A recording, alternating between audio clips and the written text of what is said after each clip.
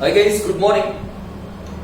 अब हम एक्सरसाइज 3.3 का क्वेश्चन नंबर 3 जो प्रॉब्लम सम्स हैं उसका फिफ्थ सम करने वाले हैं, fifth and sixth sum. See guys, a fraction becomes, question में ध्यान देना, a fraction becomes 9/11, 9/11 if 2 is added to both the numerator and the denominator, and if 3 is added to both the numerator and denominator it becomes 5/6. Find the fraction. Guys हमें क्या find करना है? Fraction. Fraction बनता कैसे है guys? Numerator और denominator से। हम फ्रैक्शन किसको बोलते हैं? जैसे 2/3, 5/11, 6/8, ये सारे नंबर्स क्या है? जो नंबर अपॉन में होते हैं ना उसे फ्रैक्शन कहा जाता है गाइस। ठीक है, तो हमें फ्रैक्शन फाइंड करना है। तो सबसे पहले न्यूमरेटर और डिनोमिनेटर एज्यूम करने होंगे, क्योंकि फ्रैक्शन बनता किससे? न्यूमरेटर और डिनोमिनेटर से। So guys, let the numerator of a fraction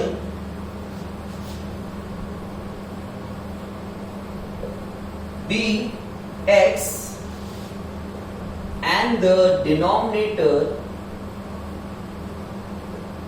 of a fraction be y। ठीक है, तो x और y हमने एज्यूम कर लिया। अब आपको यहां पे बनाना है ओरिजिनल फ्रैक्शन, जो हमें फाइंड करना है उसे ओरिजिनल फ्रैक्शन कहा जाता है। ठीक है, फ्रैक्शन बनेगा कैसे? Numerator upon denominator. तो हमारा न्यूमरेटर क्या है? x और डिनोमिनेटर क्या है? y। अब तक के आपने जितने भी सम्स किए उसमें खाली आप ये चीजें एज्यूम करते हो, ये नहीं बनाना। लेकिन गाइस इस सम में हमें एक्चुअली क्या फाइंड करना है? फ्रैक्शन। तो फ्रैक्शन किससे बनता है? न्यूमरेटर और डिनोमिनेटर से। तो न्यूमरेटर अपॉन डिनोमिनेटर। ओके, जब लास्ट में x और y की वैल्यू आ जाएगी तो हम इसमें पुट कर देंगे तो हमें फ्रैक्शन मिल जाएगा। ओके, अब गाइस फिर से एक बार रीड कर लेते हैं। A fraction becomes 9/11 when if 2 is added to both numerator and denominator. Guys numerator के साथ हमने 2 ऐड किया और डिनोमिनेटर नीचे आता है। डिनोमिनेटर क्या है हमारा? y। हमारा न्यूमरेटर क्या था? x। न्यूमरेटर के साथ 2 ऐड किया और डिनोमिनेटर के साथ भी हमने 2 ऐड किया, तो फ्रैक्शन क्या बन गया? Equals to 9/11। ओके, अब इसे क्रॉस मल्टीप्लाई करेंगे गाइस। 11 यहां ले आओ और y + 2 यहां। सो 11 को x + 2 से मल्टीप्लाई करेंगे और y + 2 को 9 से। So 11 into x 11x and 11 2s are 22. 9 into y 9y, 9 2s are 18. So guys 9y को यहां ले लो,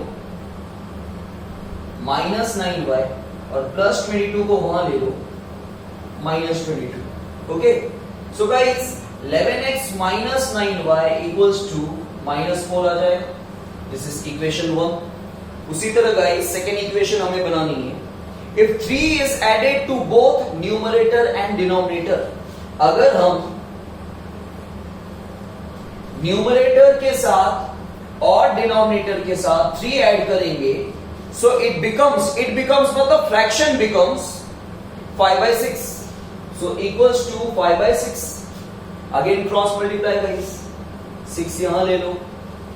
ओके, y + 3 वहां, so 6 into x plus 3 and 5 into y plus 3. Cross multiply guys.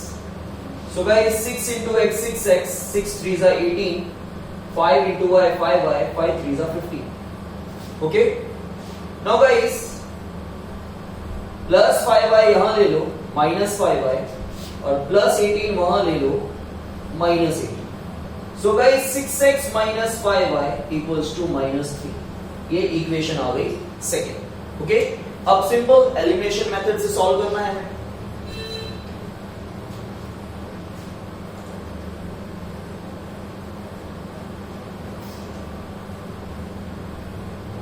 So guys first equation है हमारी 11x minus 9y equals to -4 and second equation है 6x minus 5y is equals to -3. Okay, अब solve करेंगे guys. अब न 9 के table में 5 आ रहा है, न 5 के टेबल में 9, न 11 के टेबल में 6 आता है, न 6 के टेबल में 11। तो हम क्या करेंगे गाइस, अगर हमें ये दोनों नंबर सेम चाहिए तो फर्स्ट वाली इक्वेशन को 6 से मल्टीप्लाई कर दो और सेकेंड इक्वेशन को 11 से। सो 11 6 are 66x, 6 9 are 54 and this is -24। फिर 11 को तीनों से मल्टीप्लाई करना है, 11 6 are 66, 11 5 are 55 and 11 3 are 33। Change the sign guys, ये हो जाएगा माइनस, ये प्लस, ये माइनस है तो plus, this is cancel, minus plus minus, 55 में से 54 गया तो 1y, बड़े नंबर के आगे साइन प्लस की, equals to minus plus minus, 33 में से 24 गया तो 9, बड़े नंबर के आगे प्लस की sign. So y equals to 9 guys. Now put y equals to 9 in any of the equation 1 ले लेते हैं गाइस। इक्वेशन 1 है 11x minus 9y equals to -4। यहां पे y की वैल्यू पुट अप करेंगे, y की वैल्यू 9 है। सो गाइस 11x minus 81, 9 9 से 81 equals to -4। So 11x minus 81 वहां जाएगा, that is plus 81। So 11x equals to minus plus minus, 81 में से 4 माइनस करेंगे 77, बड़े नंबर के आगे प्लस के साथ। So x equals to 77 by 11, that is 7। So x और y की वैल्यू आ गई। हमें फ्रैक्शन फाइंड करना है गाइस। फ्रैक्शन क्या है, x अपॉन y। x क्या है 7 और y क्या है 9। This is your original fraction. Okay,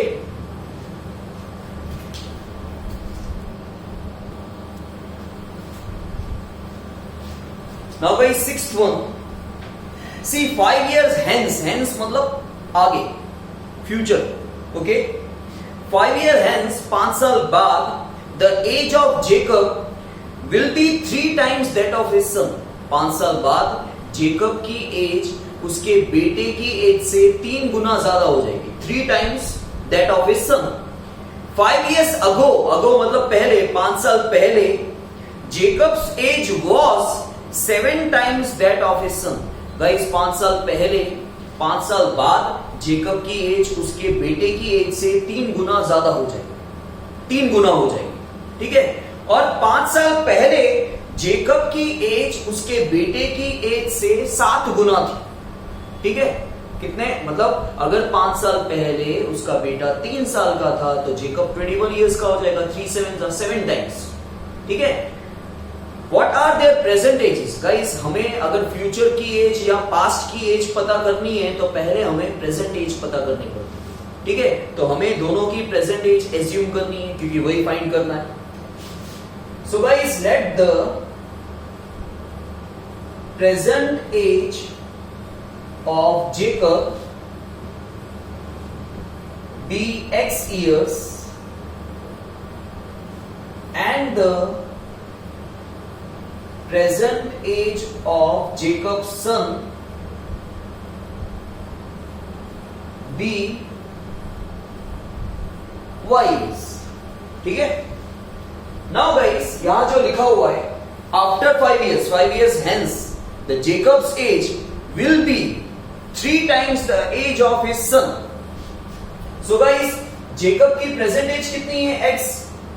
आज से 5 साल बाद जेकब की एज कितनी हो जाएगी x + 5। तो गाइस जेकब की एज 5 साल बाद कितनी हो जाएगी, विल बी मतलब equals to 3 times the age of his son. तो उस समय गाइस आज जेकब के बेटे की एज कितनी है y।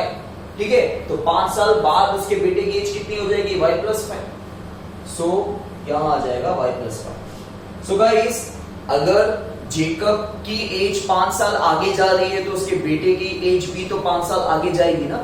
Yes, so guys this is the present age of Jacob x। 5 साल बाद जेकब की एज हो जाएगी x + 5। ठीक है, तो after 5 years the age of Jacob will be मतलब इक्वल्स टू कितनी हो जाएगी, 3 गुना, 3 times। So 3 the age of his son at that time. तो उस समय उसके बेटे की एज कितनी होगी y प्लस फाइव, क्योंकि आज उसके बेटे की एज कितनी है y। Okay simple. अब इसे सॉल्व करेंगे, 3 को मल्टीप्लाई करें दोनों से, 3 इंटू वाई 3y, 3 5 जा 15। सो गाइस 3y को यहां ले लो, माइनस 3y, प्लस 5 को वहां ले जाओ, minus 5। So guys x minus 3y equals to 10। ये हो गई इक्वेशन नंबर 1। नाउ गाइस फिर बोला गया है 5 साल पहले जेकब की प्रेजेंट एज कितनी है x। तो 5 साल पहले जेकब की एज कितनी थी अगर उसके बेटे से कंपेयर करें तो गाइस 5 साल पहले जेकब की एज 7 टाइम्स थी उसके बेटे से। ठीक है, तो गाइस 5 साल पहले जेकब की एज कितनी हो जाएगी, x minus 5 was 5 years ago the age of Jacob was 7 times of his son. So guys 5 years before, 5 years ago the age of Jacob मतलब x minus 5 was मतलब equals to कितनी थी, 7 times किसकी, उसके बेटे की एज की 7 गुना। 5 years ago Jacob's age was 7 times that of his son। ठीक है, 5 साल पहले जेकब की एज उसके बेटे की एज से 7 गुना थी। तो गाइस जेकब की प्रेजेंट एज कितनी है x, तो 5 साल पहले कितनी हो जाएगी x माइनस 5। ठीक है, तो 5 साल पहले जेकब की एज को उसके बेटे की एज से कंपेयर करें तो जेकब की एज 7 टाइम्स थी उसके बेटे की एज से। तो गाइस 5 साल पहले the age of Jacob x minus 5 was 7 times that of his son. तो 5 साल पहले जेकब के बेटे की एज कितनी थी, अभी जेकब के बेटे की एज कितनी है y। तो 5 साल पहले उसके बेटे की एज कितनी होगी, y minus 5। Okay, now guys x minus 5 equals to 7 को दोनों से मल्टीप्लाई कर दो, 7y यहां ले लो, माइनस 7y, माइनस 5 को वहां ले लो, plus 5। Okay, so guys x minus 7y equals to minus plus minus 35 में से 5 गया 30, बड़े नंबर के आगे sign minus, this is second. अब दोनों इक्वेशन मिल गई guys, x minus 3y equals to 10 and x minus 7y equals to minus 30। Okay, sign change करें, माइनस ये प्लस ये plus, this is cancel, minus plus minus, 7 में से 3 गया 4, बड़े नंबर के आगे sign plus, plus plus plus, this is 40। So y equals to 40 divide by 4 that is 10। So put y equals to 10 in equation 1। So x minus 3y equals to 10। Okay, अब आपको आता ही है इसलिए मैं फास्ट जा रहा हूं, मेनली आपको ये इक्वेशन बनाना। So guys x minus 3 y की वैल्यू क्या है 10। So x minus 30 equals to 10, minus 30 वहां जाएगा, so it will become plus 30। So x equals to 40। Okay, so guys the age of Jacob is 40 years and the age of his son Jacob's son is 10 years। Okay, समझ में आया guys?